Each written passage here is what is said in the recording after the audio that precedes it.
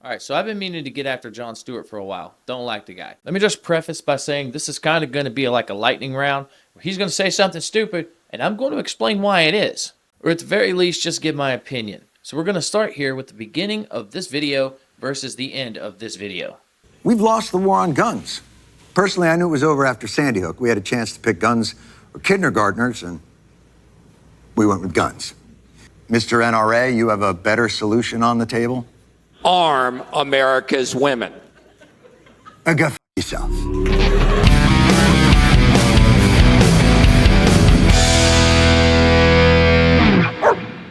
There are 393 million guns in America.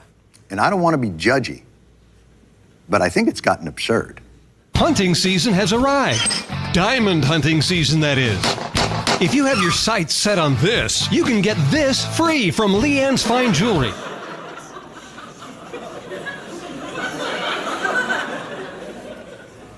Every kill begins with K. Looks like Leanne's Jewelry understands the dynamic between a man and wife. Well, I'm sorry, you don't believe in that. Let me break it down for you. There's a certain demographic of people who would never fork over that kind of cheese unless you can offset the price of the thing with some cheap meat. What is that, a Savage 243, 270? Hard to tell. Should probably look up hunting rifle deaths per capita. Yeah, I'm doing it. So it looks like in 2022 there were more than 48,000 firearm-related deaths. More than half the firearm-related deaths were suicides, and 4 out of every 10 were firearm homicides. Look at the way they worded that. They don't want to say less than half. They want to say more than 4 out of 10. That's your statistics at work. Rifles were involved in 3% of firearm murders, while shotguns were involved in 1%. So here's the deal. The problem with guns is that there's too many of them. And while research clearly shows mo guns, mo deaths. So here's the part where I float out a new theory. Maybe guns aren't the problem. Maybe liberals are the problem. An explanation? 100%. So the liberals in these Democrat cities, they're tearing down the integrity and structure of the family unit. They're giving tax breaks. They are giving payments as incentives to be single. They are redlining. They are putting Planned Parenthood centers in the middle of black neighborhoods. They're agitating groups like BLM. They encourage this type of violence, and that brings me to my own statistic. Specifically, black males make up roughly 7% of the population, but somehow account for 50% of the murders. So before you say, he did a racism, no, he's reporting on statistics that your friends in the liberal media will bury and try to make sure never sees the light of day. So yes, I blame liberals, and if you can support any of that, then you don't get to comment on my Second Amendment rights. Let's defer to the victors in this war. Mr. NRA, do you have any thoughts on how the rest of us could die less? I have an idea. I want everybody to stop dying. Lean in. Listen to me now. Go on. Go on. And never forget these words. Spit it out. To stop a bad guy with a gun, it takes a good guy with a gun. Yes. Why didn't I think of that? Shootouts. Shootouts? They shouldn't bother you in the least. That's just less guys with guns, unless, of course, you would think to yourself, I want everybody to stop dying. One question, very quickly. How can you tell who's a good guy? You know what? Maybe I guess just ask them. I'm sure people are generally honest about that. I was a good guy on the street. Sure, when Bruce Kennedy, he'll tell you I was always a good guy.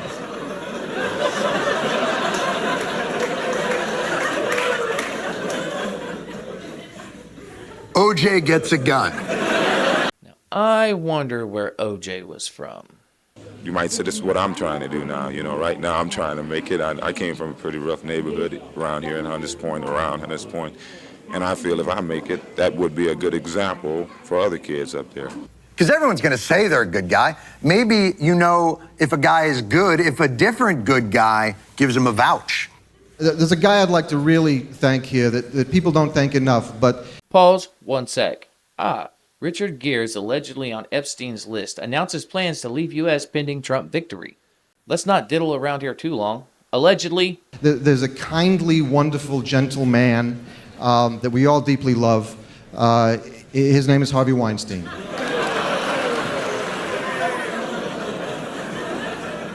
Harvey Weinstein gets a gun. one sec. Harvey Weinstein donates over $1 million to Democrats since the year 2000. Next. You know what? This isn't going to work. We're not going to be able to define good guys, so let's just focus on maybe keeping guns away from bad guys.